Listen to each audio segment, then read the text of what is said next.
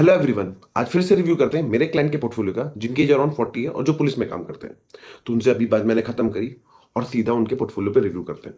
तो सबसे पहली चीज जो इस पोर्टफोलियो को देख के मैंने देखी कि इतने सारे म्यूचुअल फंड्स, और ये इनकी दिक्कत नहीं है। ये हर दूसरा इंसान जिससे मैं बात करता हूँ, जो मुझे डीएम करता है या जिन जो भी मेरे इनिशियली क्लाइंट्स भी थे, सब में सबसे बड़ी दिक्कत यही होती है कि खूब सारे म्यूचुअल फंड्स हैं।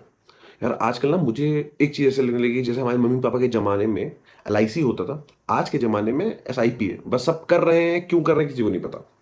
तो अगर आप एसआईपी शुरू कर रहे हो तो समझो कि गोल ज़रूरी है, कि किस लिए एसआईपी कर रहे हो वो बहुत ज़रूरी। अब देखते हैं इनके पास कौन से फंड हैं।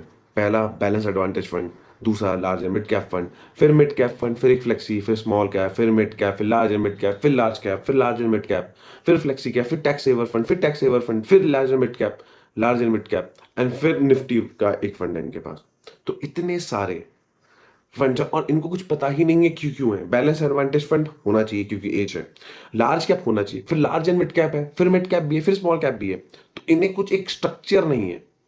तो अगर ऐसे फंड्स आपके भी है ना, तो सबसे पहली चीज, जरूरी नहीं है कि सारे लार्ज कैप रख लो या सारे मिड कैप रख लो या सारे स्मॉल कैप रख लो, बहुत अच्छा है, बिल्कुल नहीं। दिक्कत यहाँ इस फंड में सबसे ज्यादा यही है कि इनके पास स्ट्रक्चर नहीं है। तो इनका मैंने क्या किया, सबसे पहले स्ट्रक्चर सॉर्ट किया। बैलेंस एडवांटेज रखिए, एक लार्ज कैप रखिए, एक आप फ्लेक्सी रख सकते हो, और मिड और स्मॉल भी रखिए, बट कम अमाउंट कम रखिए। कि अगर 100 रुपए डाल रहे हैं तो उसमें से 10-10% ही स्मॉल और मिड, क्योंकि आप ज्यादा रिस्क नहीं लेना चाहते। आपके पास रिस्क वाला एपेटाइट इस समय नहीं है, आप एक 25 साल 30 साल के इंसान नहीं है। आपके पास लार्ज होना चाहिए, मिड, स्मॉल, फ्लेक्सी, और लार्ज और फ्लेक्सी में थोड़ा ज्यादा हो। गोल्ड ले सकते हैं बट उनके पास वो रियल में था, तो मैंने मना कर दिया कि आप फिर म्यूचुअल फंड्स में बदलो।